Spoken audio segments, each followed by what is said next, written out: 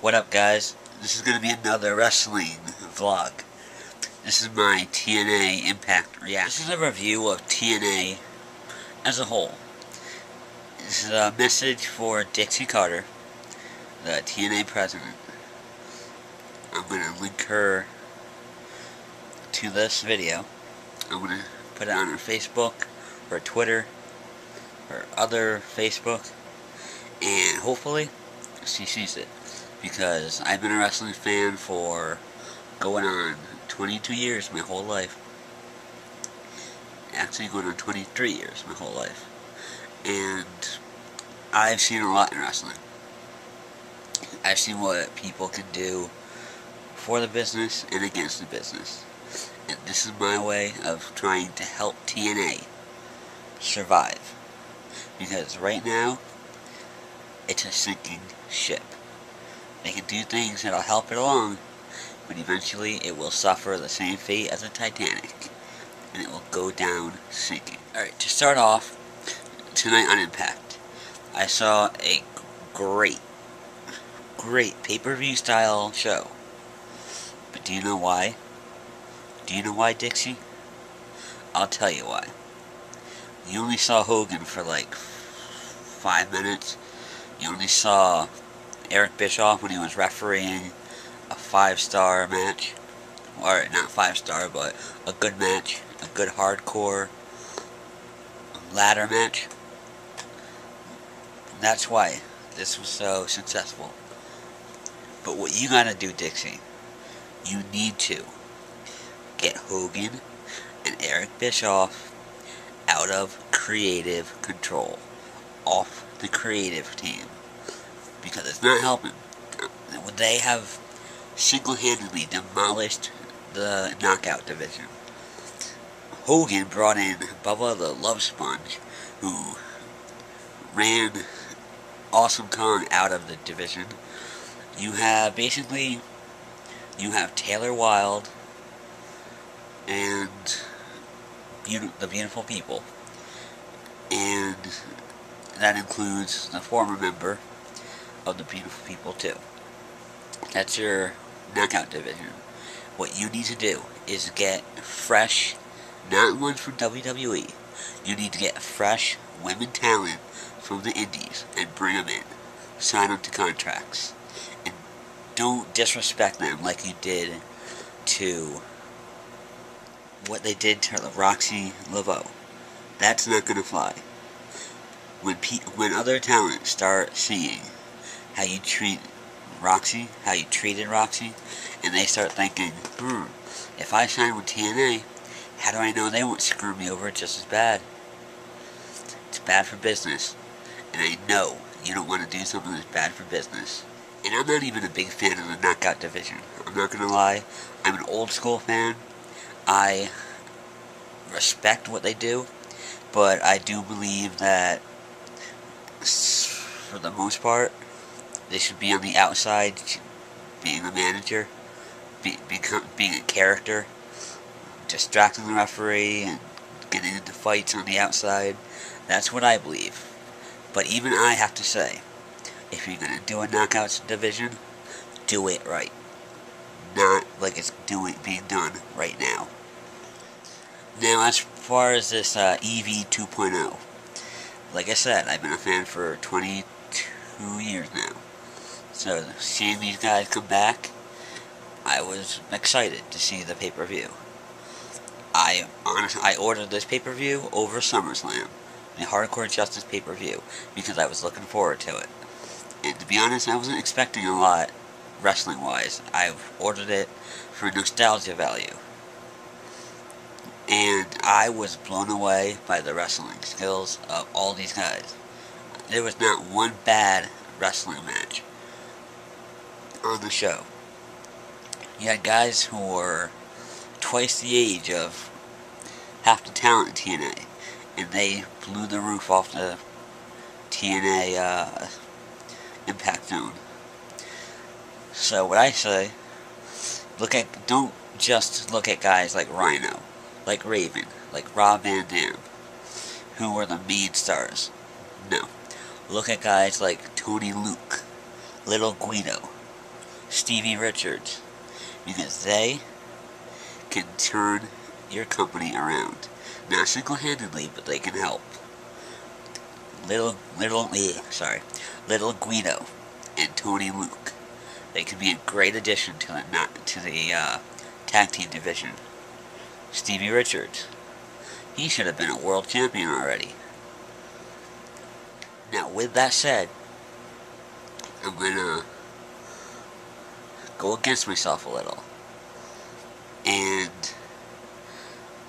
tell you what you shouldn't do, and that is keep hiring WWE rejects. Now, I'm not talking about guys like Stevie Richards, Little Guido, Tony Luke, like I just said, they can help with the company. I'm talking about guys that WWE just fire. Like, let's say if they fire someone like, alright, they fired Val Venus. You guys picked him up, didn't really have anything for him. So he basically decided to go elsewhere. Now, if they fire someone tomorrow, he'll probably be picked up by TNA. And he'll be the star of the show. He'll probably be going against Rob Van Dam in a month for the world title. That's not the way it goes. The way I feel is alright, a fat person's about to do a food analogy, but it works. You go to a buffet, you fill your food for love, food that you love. Not an overstuffed plate, but a decent amount. So you start eating that, and then you look up and you see that they add something that you like now and then, like a craving. Something that you're having a craving for. So you get up and you fill your plate with that to the rim. You stuff your plate full of it. You sit back down and you eat some of that, eat a little off of the original plate. You overeat on the food that you were craving, and there's other food left to waste. That's how it is when you hire these WWE rejects. It leaves talent who should be used to their greatest potential, like Eric Young, like Christopher Daniels, like Jay Lethal.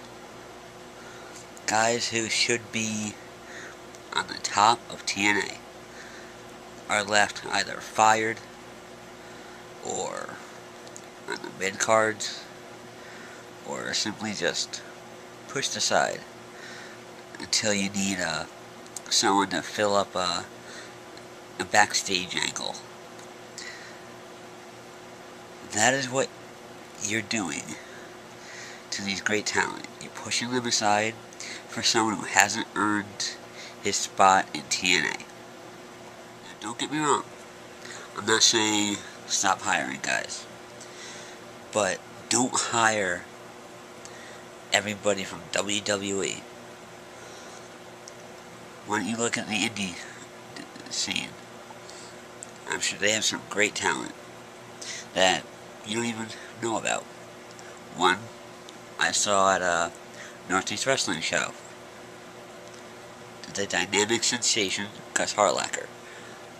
He would be an amazing addition to the X Division.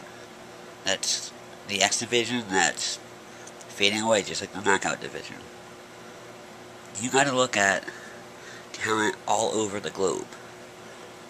Not just in WWE. What are you gonna do when they fire the next reject? Someone like... Alright. Someone like Vladimir Kozlov. Big guy. Somewhat alright wrestling skills. He gets fired from WWE. We'll see him taking on Rob Van Dam in a month. When guys like Jay Lethal are just on the mid to upper cards, wrestling matches and trying to earn a spot. It's not right, Dixie. The key is get rid of Hogan and Bischoff. Hogan died 10 years ago. He just forgot to tell him. Old joke, but it still works.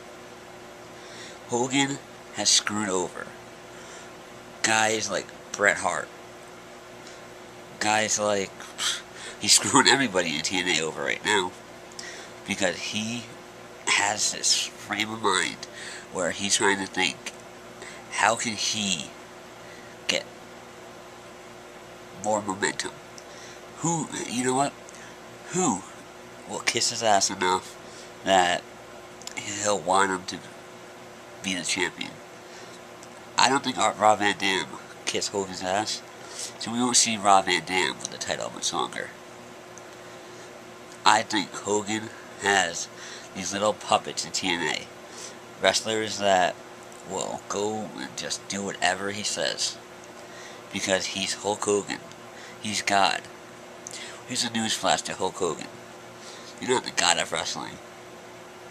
Bret Hart. Stone Cold Steve Austin. They're guys who are gods of wrestling. Sting is a god of wrestling. Hogan is just an overhyped has-been. And Eric Bischoff, you know those B-rated movies where you have the evil promoter? Yeah. Eric Bischoff is a real-life version of that. He is all about politics. And he's about lying and doing whatever he has to get what he wants. Look at Eric Bischoff saying, oh yeah, here's Hulk Hogan's Twitter. Now when it found out that he was fooled and it wasn't Hogan, now he's ranting about the internet all over again. I think it's his time of the month. So, there's some reasons right there, Dixie. Bischoff and Hogan, before they bring in the Nasty Boys again, Bubba the Love Sponge, you better get rid of them. And bring in Paul Heyman. I don't care what you have to do. Get Paul Heyman into creative control. Let him become the creative team. Him and Tommy Dreamer will make the company the best it's ever been. They did it for ECW. They did it for Hardcore Justice. No, I'm sorry.